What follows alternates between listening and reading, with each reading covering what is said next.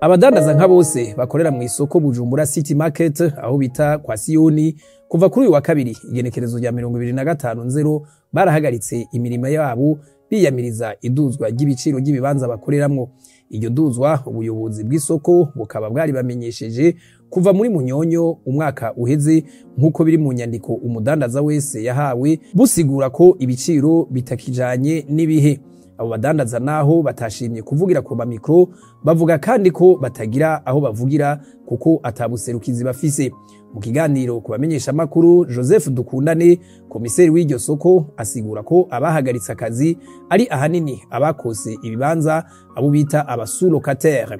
Abo rero ngo nk'ikibanza gikoswe 80,000 ngo bakiriha 300,000 ubu rero cadugijwe ku 120 ngo bazoca bakiriha 400 nayo ikiri ku 250 bakiriha 350 ubu rero cadugijwe ku 450 bazoca bakiriha 600. Muri rusangi twovuga yuko mu isoko atangorane nyamukuru ihari, ariko ari ingorane yo kudatahurana kuri bamwe mu basanzwe baharangurira imirimo bivanye nuko bahakorera ariko batagira ibibanza. Aho turashobora kuvuga ikibazo benshi bakunda kwita ic'amasurocassion, aho twebwe dutanga ikibanza ku mafaranga make tubona yuko aba ajanye n'ico kibanza, ariko wa muntu twahaye ikibanza hakugikoreramwo agashima ahubwo kukidandaza mu kugipangisha kundi muntu.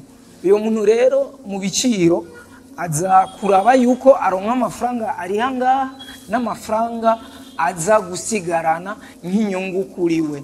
Ico rero akaba ari cyo kibazo nyamukuru, kubera benshi bavuga bati abantu twari dusanzwe dupangiye mwabadugirije ibibanza nabone bagira batudugirize ibibanza tugiye kuba abande.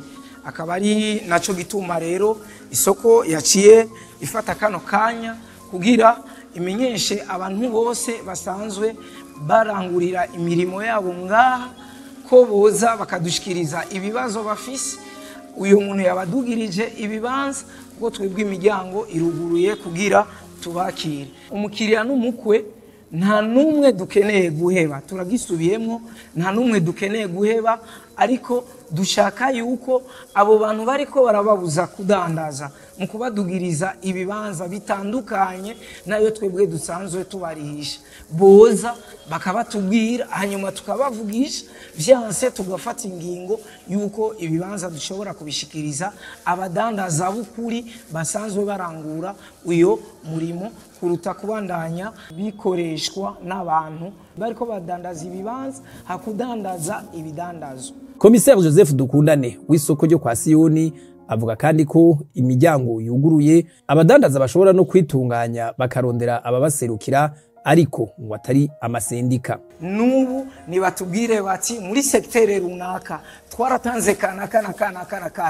hanyuma barabanga, abo bantu turabarindiri nibaze batubwire bati umuntu no mudandaza afite ikibanza ngaha anasanzwe akorera ngaha niwe dushaka yuko azoduserukira canke n'abantu 5 bazoduserukira ngaha, turabakira neza cyane. Mbere natwe biratworohereza akazi kubera kuko iyo habaye ibibazo bimwe tuca tuvuga duti tuza kwitura kanaka muri sektere runaka, ariko ariyo abantu baca babiha insiguro itariyo uyifata nk'abantu baserukira abadandaza, ahubwo bakayifata nka sendika ije gutanga amategeko. Nuce ngaha cangaha muko twabonye bamwe babuza abandi gukora. Umuntu yaje n'umutahe wiwe aruguruye bagacambwira ngo iziri kwirashe ntiwugurure. Ivyo rero nivyo tutemera, ariko umuntu wese aje aserukira abadandaza turamwemera kandi wanashima. Hariyo amasektere asanzwe afise abo bantu n'ayatayafise, hariyo nabanka kubijamwo bati je naje kudandaza. Isoko Bujumbura City Market abenshi bita kwa Siyoni irimwe ibibanza 1500 kuvikiza ca Covid cadutse ngo baciye bashira mu ngiro ingingo zo kukigwanya barongereza n'abajejwe umutekano w'isoko hamwe n'isuku, bimwe mu vyatumye baduza ibiciro.